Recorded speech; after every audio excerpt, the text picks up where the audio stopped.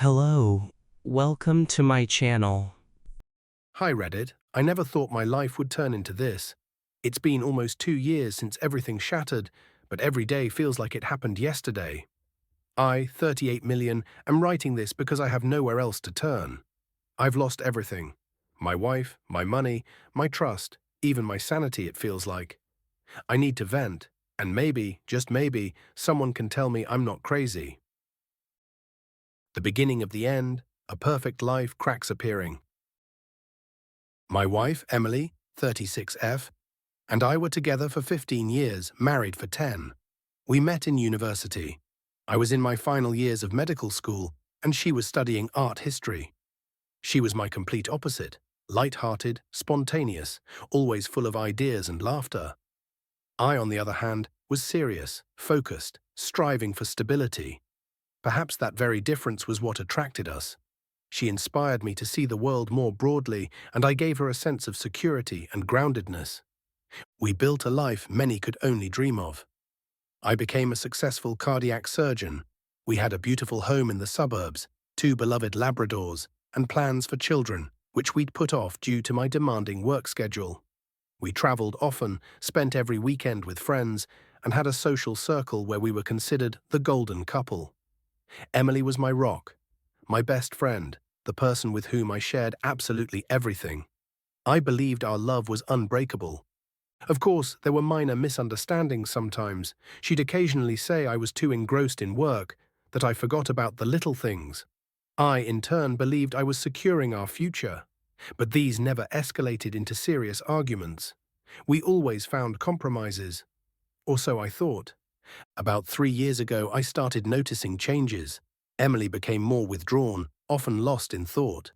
Her usual vivacity faded. She stopped pursuing her hobbies, painting, dance classes. When I asked what was wrong, she attributed it to fatigue, a midlife crisis, or creative block. I believed her. I was a doctor. I knew such periods happened. I tried to be attentive, bringing her flowers, cooking dinners, suggesting we go away for a break. She accepted these gestures, but it seemed something inside her had dimmed. Then came the inexplicable headaches. First rare, then increasingly frequent and severe. Chronic fatigue set in, along with loss of appetite and inexplicable weakness. As a doctor, I grew concerned. I insisted on a full medical examination.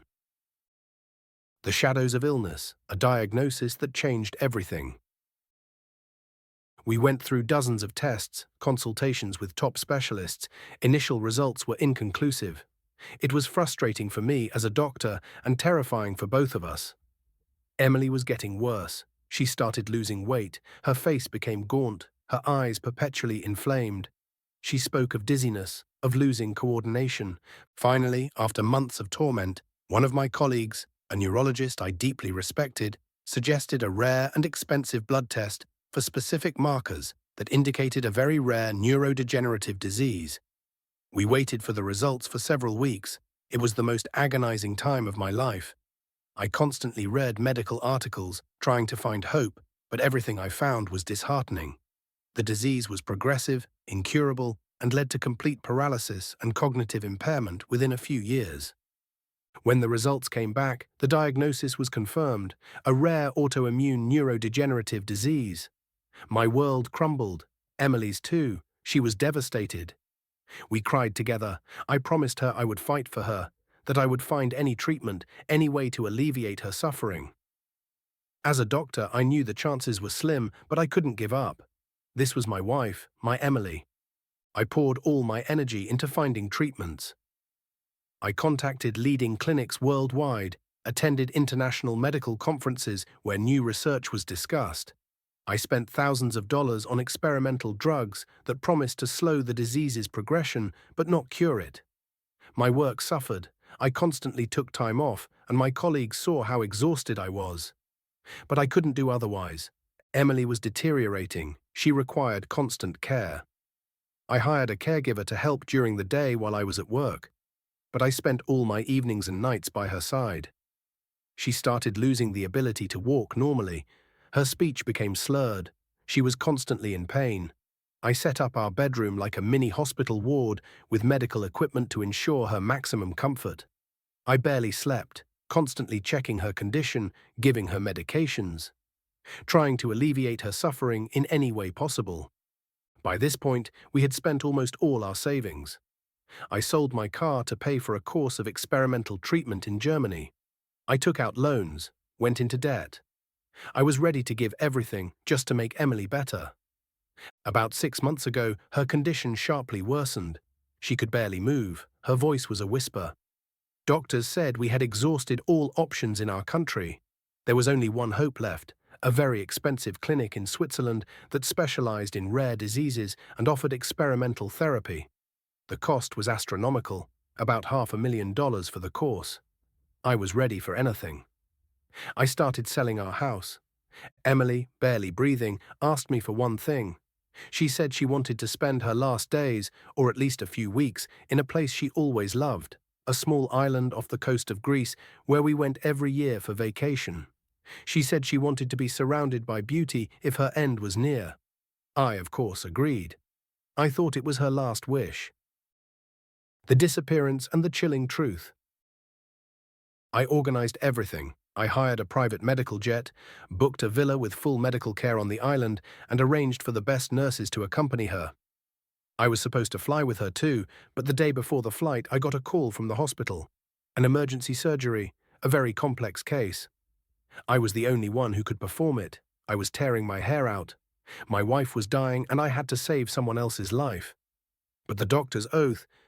I explained the situation to Emily. She, as always, was understanding. She said, "Go, save a life. I'll wait for you here. I'll be safe with the nurses. I'll be thinking of you."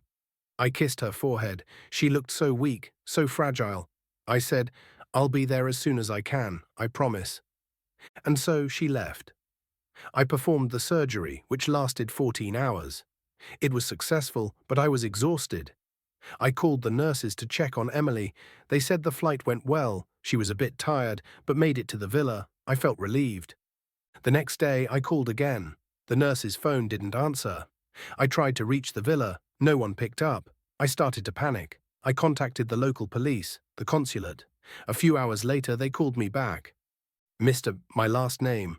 We found the villa. It's empty, no one there, and no medical equipment." My world exploded. I immediately flew to Greece. When I got to the villa, it truly was empty. No Emily, no nurses, no trace. Locals said they saw a car leave the villa, but didn't pay it any mind. I was in despair. My wife, critically ill, had vanished. Was she kidnapped? Had she died? I reported her missing. I launched a full-scale operation, hiring private detectives, spending my last money. No trace. Nothing. 2 months of hell. I barely slept, living on sedatives. I lost 30 pounds. My friends and family were with me, supportive, but no one could understand what happened. My Emily, my dying Emily, had simply disappeared. Then one morning the detective I hired called me. His voice was strange. "Mr.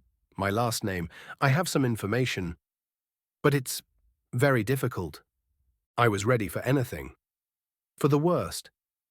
But I was not ready for what he said. "We found your wife, she's in good health, and she's not alone." My brain refused to process it. "What do you mean? In good health? That's impossible. She has the disease." "Mr. My last name, we checked the medical records. Those tests that confirmed the diagnosis, they were falsified." I went numb. It was impossible. I'd seen the results myself. I'd interpreted them myself.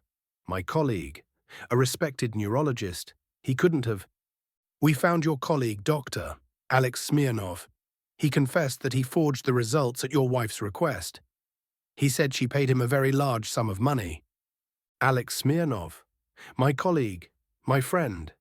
We studied together. I trusted him like a brother. He was a witness at my wedding. He did this? I felt an icy coldness inside.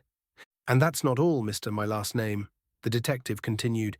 "Your wife is currently in Australia, with a man. His name is Marcus Thorne." The name Marcus Thorne pierced me like an ice blade. It was a name I hadn't heard in 20 years. Marcus Thorne, my arch rival from college. He was my competitor in everything, academics, sports. He was cunning, envious, and always tried to set me up. The last time I saw him, he'd failed his exams and been expelled. I thought I'd never see him again. And now, he was with my wife. The detective continued, "They're living there together. They have a small business, and they have a child. He's about a year old." My world exploded for the second time. A child, a fabricated illness, Marcus Thorne. It was a calculated, monstrous plan. The monstrous plan, revenge and betrayal. The detective told me everything. Emily and Marcus had started an affair even before Emily got sick. It turned out that Marcus, after being expelled from college, held a huge grudge against me.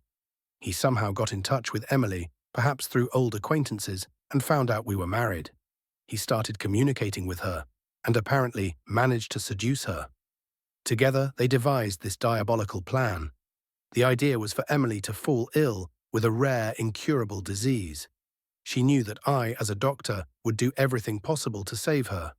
The goal was to extract all my money, force me to sell everything, and then run off with Marcus and live off my funds.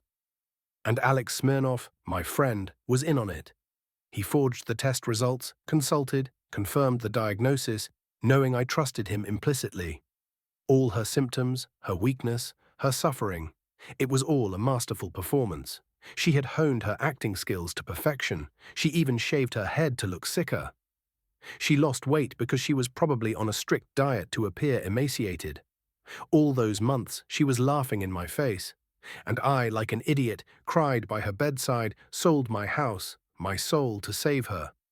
The most horrifying realization was that the child they now had was likely conceived while I was sitting next to a dying Emily, holding her hand, swearing eternal love.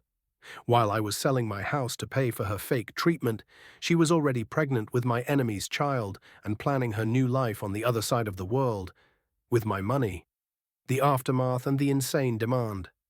I returned home, broken. I filed for divorce. It was merely a formality since she had already fled. I filed a complaint against Alex Smirnov with the medical board. His license was revoked. He was stripped of his right to practice medicine. It was small consolation. I tried to find Marcus and Emily to get my money back, but they were clever. They transferred all the funds to offshore accounts. There was nothing I could do. I was financially and emotionally devastated.